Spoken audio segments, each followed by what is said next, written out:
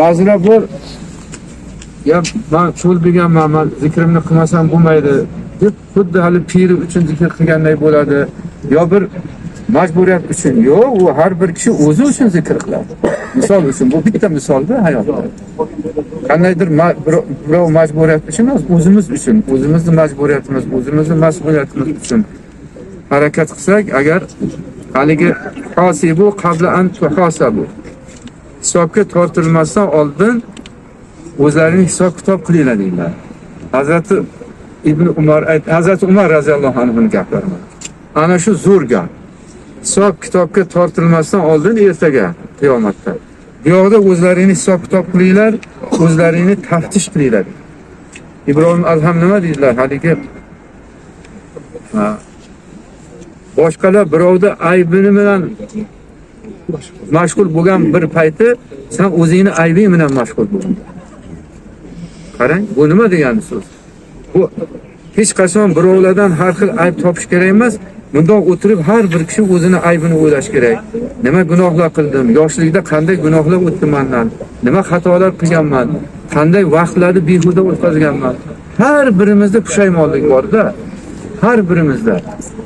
Har birimizda agar o'ylab ko'rsak, gunohimiz ham bor, pushaymonligimiz ham bor.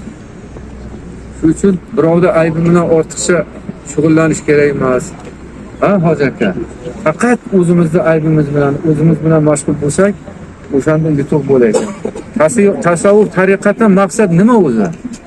Maqsad har bir kishi o'zini yetishtirish, Allohga bir yaxshi qul bo'lish, bir Allohga qurbat hosil qilish. Tariqatdan bosh maqsad shu. Ba'zilar bir noto'g'ri tushunadi haligi bu masalani. Piri muridlik orasidagi maqsad, o'sha muridning maqsadi shuki, o'zini yetishtirish kerak. O'zini qurbat hosil qilish kerak, Allohga yaqin bo'lish kerak.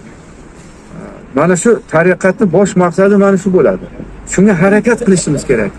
Natija deydi-ku, samara deydi.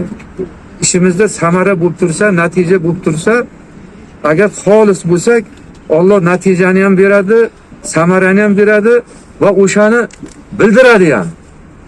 Bildiradi ham. Mana seni mana shu ishing maqbul bo'lyapti. Mana tushlarga bir nimani ko'rsatadi.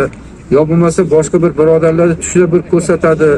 Ish qilib Alloh taolo shu sizga ko'rsatib turadi. Agar xolis bo'lsangiz, sen ishingda davom etaver. Ishing bizning huzurimizda ma'qul degan bir o'zi nimalar ham bo'ladi. Haligi nishonalar ham. To'g'rimi ulug'bek? Ishoralar ham bo'ladi. Ishoralar bo'ladi. Shuning uchun har birimiz harakat qilaylik. Bu qiladigan ishimiz birov uchun emas, o'zimiz uchun bo'lsin. Lekin ikkinchi masala xayrun nos man yanfa'un nos. Odamlarning yaxshisi odamlarga manfaati yetadiganidir deganlar.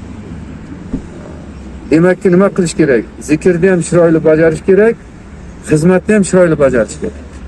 Xo'ja Ahror Vali Hazrati juda bir ajoyib gaplari bor ekan. Agar seni oldingda zikr vazifalaring tursa, bu tarafda musulmonlarga xizmat tursa, sen xizmatni tanlagin degan ekanlar-da. Bu ham bir juda muhim tavsiya. Buni o'ylash kerak. Demak, u zikr o'zing uchun, xizmat bu musulmonlar uchun, musulmonlar uchun-da. Shuning uchun masalani shu ikki tomonini ham juda diqqatga olish kerak ekan. Ham o'zini zikr vazifalarini qilish kerak ekan. Ham musulmonlarga qo'lidan kelgancha xizmat qilish kerak ekan-da. Xizmat qilish kerak ekan, ha, hozircha. Mana shuni qilsak, ish qilib nima deydi, o'zimizni hisob kitob qilsak, ertaga o'zimizga oson bo'ladi. Alloh g'aflatdan asrasin. G'aflatdan asrasin. Qo'shimcha qo'ysak, shu menimcha hozir yetadi. Bugun muborak juma. Yaxshi ma'qul. Siz oxirgi Xo'ja Valiga esladik, shu kishini nimalar bilan tavsiyalar o'qiyapti. Dunyoni ichida yuring, ammo dunyo siz ichida yurmasin. Biz bugungi butun hammamizni qamarib olgan mudhish bir nima ana shu narsa. Dunyoda qolib qolganmiz-da.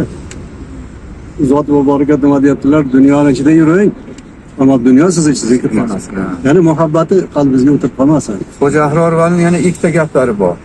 Bizning butun boyligimiz ehsonimiz tufaylidir. Va biz qanday maqom martabaga yetgan bo'lsak, xizmatdan topdik deganlar. Bu ikkovi ham zo'r gap. Zo'r, juda ham zo'r gap. Demak, qancha ihson qilsang, Xudo shuncha beradi, ziyodasi bilan beradi. Qo'lingda bo'lsa, qo'rqma, ihson qilgin, Alloh uni bir necha barobar qilib beradi uni. Buni shubha yo'q, endi hadislar ham kelgan u. Payg'ambarimiz alayhissalom o'sha qasam ichganlarki, sadaqa bilan kishi kambag'al bo'lmaydi. Endi nimaiki maqom martaba topgan bo'lsak, xizmatdan topdik degan nimalari ham juda bu ham endi juda hikmatli gap. Buni endi har bir kishi bir o'zi mundoq o'ylash kerak. Ha, Ulug'bek. Mana shu ikkita tavsiyalarini ham juda ham ajoyib duo qilmadi.